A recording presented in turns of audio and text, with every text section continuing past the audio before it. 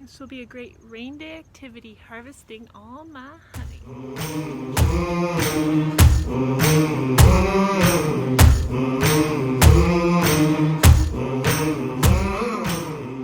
So that honey super was completely empty of bees. I saw one, but I flicked it out. So it's beautiful. It's a very heavy honey super. So if you're using deep boxes for honey supers, I hope you have a strong back, because I sure don't. I have 2 on Crazy Hive and 1 on Queen June ready to go too.